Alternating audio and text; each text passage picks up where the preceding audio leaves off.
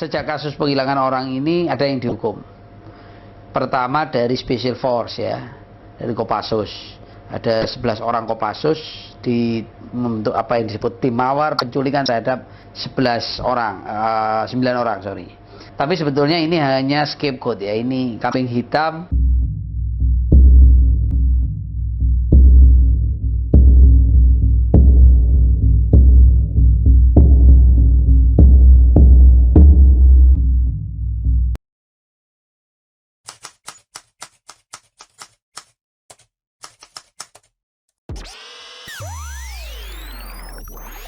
Halo, Bob di sini. Kali ini kita akan membahas kembali kasus yang terjadi pada tahun 2004. Kasus tragis yang menimpa Munir Said Talib, seorang anak bangsa yang harus kehilangan nyawanya di ketinggian 40.000 kaki. Bagaimana kisah hidup Munir Said Talib dan kejadian seperti apa yang sebenarnya terjadi? Langsung aja kita bahas.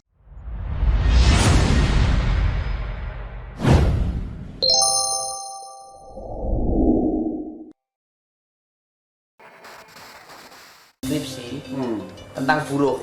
Saya tidur di rumah-rumah buruh. Waktu itu buruh itu bentul rokok. Itu punya Tommy Suharto. Saya menangkap ada satu sekelompok masyarakat, masyarakat yang benar-benar tidak berdaya menghadapi arus besar negara. Dieksploitasi modal, digencet sama militer.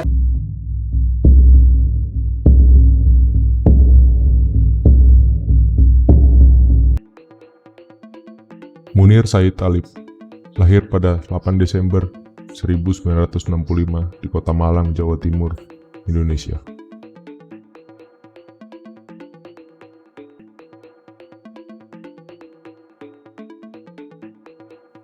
Ia adalah anak pertama dari 3 bersaudara. Munir berasal dari keluarga muslim yang taat. Ayahnya, Said Talib, adalah seorang pengusaha dan politisi lokal yang aktif dalam pergerakan Islam dan perjuangan hak-hak rakyat. Ibu Munir adalah sosok penyayang yang juga mengajarkan nilai-nilai moral dan agama kepada anak-anaknya. Keluarga Munir tumbuh dalam lingkungan yang penuh semangat, peduli akan keadilan, dan perjuangan untuk hak asasi manusia. Sayangnya, ia harus ditinggalkan sang ayah pada tanggal 12 November tahun 1998. Pada saat ayahnya meninggal, Munir Said Talib tengah berada di Amerika Serikat dalam rangka mengikuti program studi S2 di American University di Washington DC. Munir mendapatkan kabar tentang kematian ayahnya dan segera kembali ke Indonesia untuk menghadiri pemakaman dan berduka bersama keluarganya.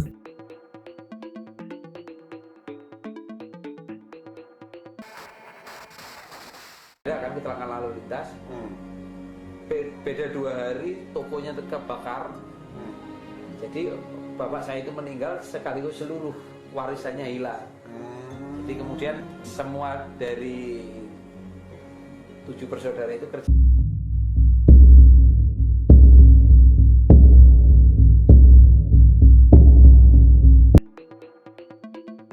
Munir tumbuh di lingkungan yang penuh dengan nilai-nilai adat, tradisi, dan etika yang kuat. Nilai-nilai tersebut membentuk dasar moral dalam kehidupannya. Malang, tempat kelahirannya, adalah kota yang kental dengan budaya Jawa dan sejarah perjuangan. Sejak kecil, Munir telah menunjukkan minat yang besar terhadap membaca dan belajar. Ia sering terlihat membaca buku-buku yang beragam, bahkan yang lebih tinggi tingkat kesulitannya. Minatnya dalam memperoleh pengetahuan membantu mengembangkan pemahaman tentang masalah sosial dan politik di sekitarnya. Orang tua Munir memberikan teladan yang kuat dalam hal kepedulian sosial dan perjuangan untuk keadilan. Ayahnya terlibat dalam gerakan politik dan keagamaan yang mendukung perubahan sosial positif.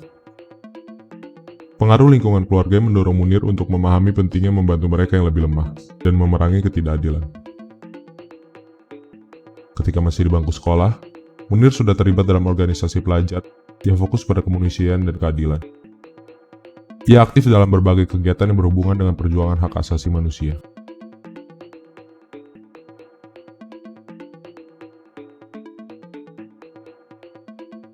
Beranjak ke jenjang perguruan tinggi, Munir semakin mendalamkan keterlibatannya dalam gerakan mahasiswa dan aktivisme politik. Ia berpartisipasi dalam aksi-aksi protes dan demonstrasi yang menentang rezim Orde Baru di era Soeharto, yang dipenuhi dengan pembatasan kebebasan berbicara dan pelanggaran hak asasi manusia.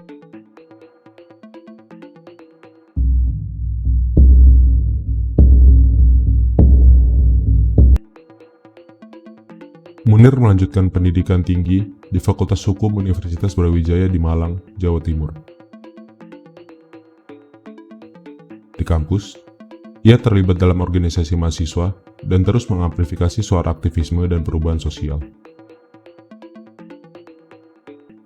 Pada 1998, ia menjabat sebagai Ketua Senat Mahasiswa Fakultas Hukum UB, Koordinator Wilayah 4 Asosiasi Mahasiswa Hukum Indonesia.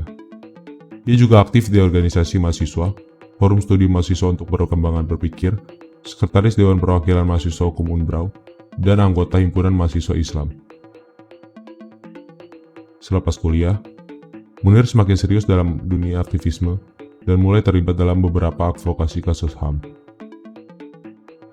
Dia sempat menjabat sebagai Dewan Kontras dan menjadi penasihat hukum korban dan keluarga korban penghilangan orang secara paksa terhadap 24 aktivis politik dan mahasiswa di Jakarta pada 1997 hingga 1998. Kasus lain yang ia hadapi adalah menjadi penasihat hukum untuk korban tragedi Tanjung Priok 1984 dan aktivis buruh Marsina pada 1994.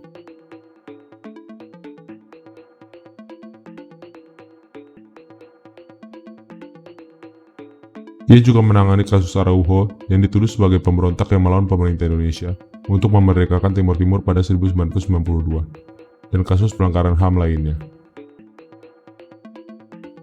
Berkat jasanya membela berbagai kasus pelanggaran HAM, Munir memperoleh penghargaan The Rights Livelihood Award di Stockholm, Swedia, di bidang kemajuan HAM dan kontrol sipil terhadap militer pada tahun 2000.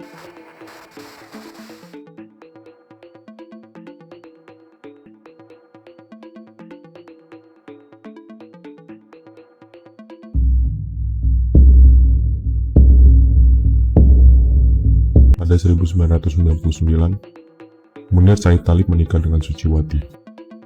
Suciwati adalah seorang aktivis hak asasi manusia di Indonesia dan merupakan pendamping hidup Munir dalam perjuangan mereka untuk keadilan dan hak asasi manusia. Pasangan ini memiliki 2 anak bersama.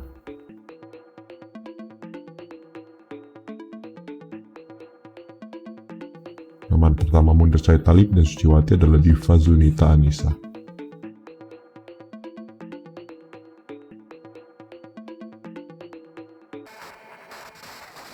Kadang-kadang aku merasa ada perasaan kalau abah itu masih di tubuh ibu. Kok bisa begitu? Gimana? Kalau abah itu ada di keberanian ibu. Kalau seorang ibu saat dia mencintai anak-anaknya. Sedangkan anak kedua mereka bernama Zaki Alatas Talib.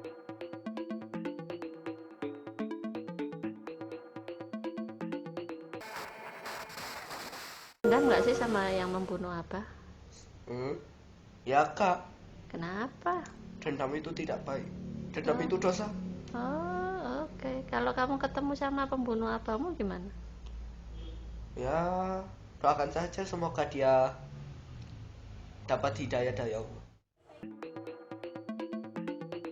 Anak-anak mereka merupakan bagian dari keluarga yang mendukung dan menghormati warisan perjuangan orang tua mereka dalam memperjuangkan hak asasi manusia dan keadilan di Indonesia.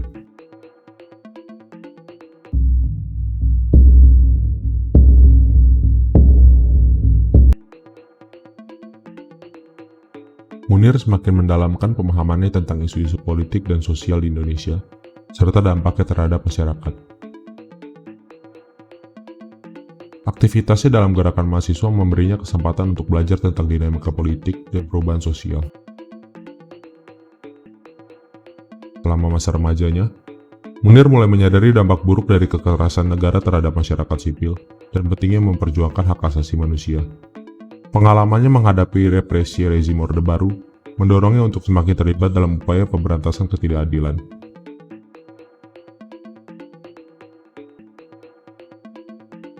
Munir terlibat dalam berbagai proyek pendidikan dan kesadaran untuk mengedukasi masyarakat tentang hak-hak mereka dan pentingnya berpartisipasi dalam perubahan sosial. Ia mendorong rekan-rekannya dan rekan mahasiswa untuk mengambil peran aktif dalam membangun masyarakat yang lebih adil dan inklusif. Masa remaja Munir merupakan periode di mana ia mulai membangun jaringan dengan tokoh-tokoh lain dalam gerakan hak asasi manusia dan aktivisme. Kolaborasi dengan individu-individu ini membantu menguatkan semangat dan perjuangannya dan memberinya peluang untuk belajar lebih banyak.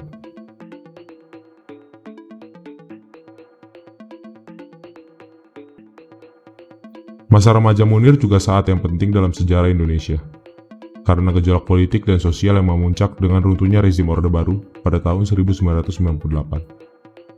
Peristiwa-peristiwa ini membentuk pandangan Munir tentang perubahan dan pentingnya perjuangan dalam mewujudkan masyarakat yang lebih demokratis.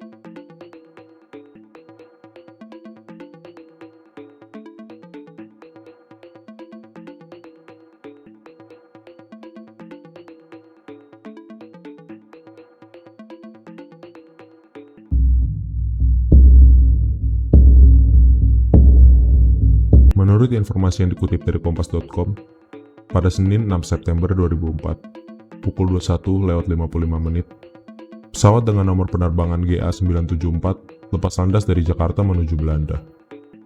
Dengan menaiki pesawat tersebut, Munir berencana melanjutkan pendidikannya ke Amsterdam, Belanda. Pesawat itu sempat transit ke Bandara Changi, Singapura.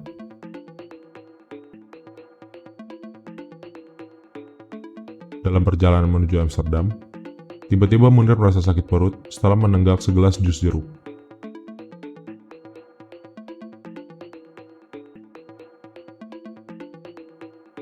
Munir sempat diduga sakit sebelum menghembuskan napas terakhirnya sekitar pukul 8.10 waktu setempat, 2 jam sebelum mendarat di Bandara Schiphol, Amsterdam. Menurut kesaksian, setelah pesawat lepas landas dari transitnya di Bandara Changi, Munir sempat beberapa kali ke toilet dan terlihat seperti orang sakit.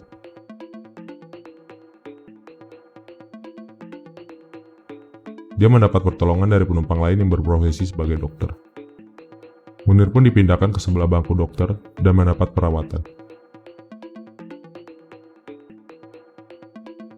Tak lama, Munir dinyatakan meninggal pada ketinggian 40.000 kaki di atas tanah Rumania. Saat pesawat GA974 mendarat di Belanda, penumpang tak dibolehkan turun sesuai prosedur otoritas Belanda saat ada penumpang meninggal di dalam pesawat.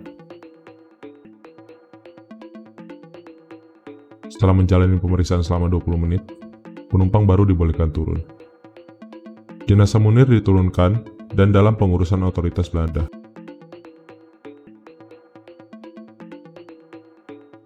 Proses otopsi dilakukan untuk mencari tahu penyebab tewasnya, menerima berbagai penghargaan terkait HAM di Indonesia itu. Pada 12 September 2004, jenazahmu dimakamkan di kota kelahirannya, Batu Malang.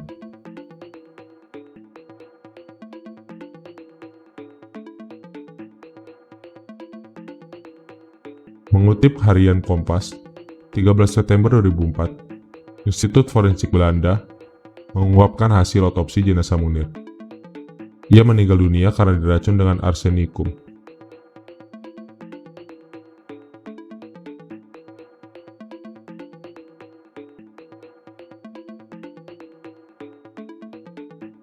NFI semula menjanjikan hasil otopsi akan dapat diketahui pada 2 minggu berikutnya. Tetapi ternyata setelah 1 bulan baru diberikan hasilnya. Makam Munir pun dibongkar dan keluarga menyetujui otopsi lebih lanjut.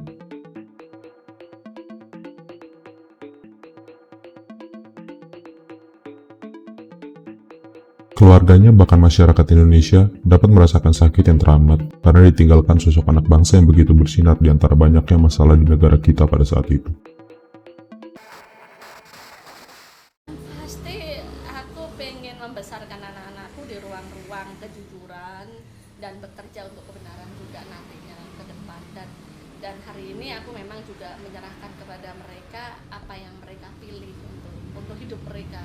Seperti misalnya juga Alif kan dia sangat senang sekali di komputer kan, dan dia pengen dia sedang mendalami animasi misalnya. Kebetulan di sekolahnya juga ada ekstrakurikuler animasi dan dia dapat A misalnya. Wah, emang apa yang kamu inginkan ke depan? Pengen jadi sutradara, Bu. Oke. Terus karena kan banyak sekali kan teman-teman juga bertanya, kamu kepengen nggak kayak Abah? Ya dia jawab dengan jujur dengan apa yang dia tahu. Dia jawab, kalau aku nggak mau kepingin kayak Abah, nanti dibunuh. Fine menurutku, tapi ketika jawaban dia aku pengen kan berjuang jadi sutradara, terus kemudian bikin film soal hak asasi manusia, kan itu juga berjuang, Bu. Wow, aku cukup kaget ketika dia ngomong begitu, karena aku tidak pernah ngajarin dia untuk kamu harus ini harus itu, tidak pernah ajar, dan aku memang biasa membebaskan anakku untuk memilih apa yang dia suka gitu. Dan itulah yang aku pikir membuat mereka mandiri dalam berpikir dan bertindak. Dia independen, itu buat saya lebih penting itu.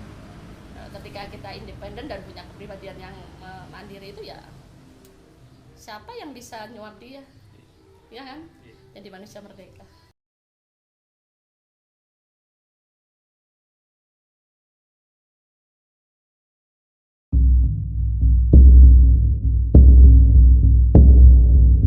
Diberitakan harian Kompas, 19 Maret 2005, setengah tahun setelah kasus tersebut, tim penyidik Mabes Polri baru menetapkan Polikarpus Budi Hari Prianto sebagai tersangka dan menahannya di rumah tahanan Mabes Polri. Selanjutnya, aktor lapangan yang dihukum berdasarkan putusan pengadilan adalah pilot Garuda Indonesia, Polikarpus Budi Hari Prianto, Direktur Utama PT Garuda Indonesia Indra Setiawan, dan Sekretaris Chief Pilot Airbus 330 Garuda Indonesia Rohini Laini. Kejaksaan juga mendakwa mantan Deputi 5 Badan Intelijen Nasional Negara, Mudi Purwopranjono sebagai penganjur dalam tragedi Munir. Akan tetapi, Majelis Hakim di Pengadilan Negeri Jakarta Selatan memvonisnya bebas. Mahkamah Agung menguatkan putusan itu. Lansir harian Kompas, 26 Desember 2006, terpidana 2 tahun penjara Polikarpus Budi Hari Prianto dibebaskan pada 25 Desember 2006. Ia harusnya baru bebas pada 19 Maret 2007. Tetapi ia mendapat 2 kali remisi Natal selama 1 bulan, dan remisi umum susulan selama 2 bulan. Istri almarhum Munir, Suciwati dan Usman Hamid dari Komite Aksi Solidaritas untuk Munir kecewa dengan keputusan ini.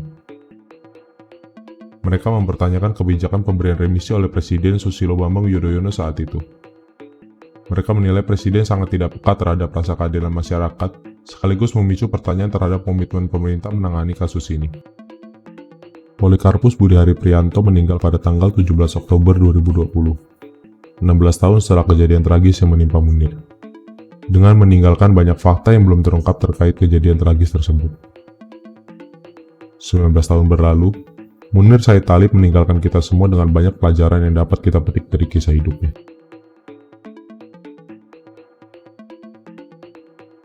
Jadi itu adalah kisah hidup Munir Said Thalib dan kejadian tragis yang ia alami. Saya berharap tidak akan terjadi lagi kejadian seperti ini di negara kita tercinta. Banyak teori-teori yang ikut mendampingi masyarakat dalam mengawal kasus ini. Bagaimanapun, Munir meninggalkan kita semua dengan banyak sekali pelajaran yang harus kita petik dari kisah hidupnya. Bob di sini, terima kasih telah menemani sepanjang pembahasan. Jika ada saran untuk kasus yang ingin dibahas, silakan tulis di kolom komentar. Jangan lupa like, subscribe, dan share video ini, serta hidupkan notifikasinya agar kalian tidak melewatkan pembahasan saya tentang kasus-kasus lainnya. Berakhir, see you on the next video.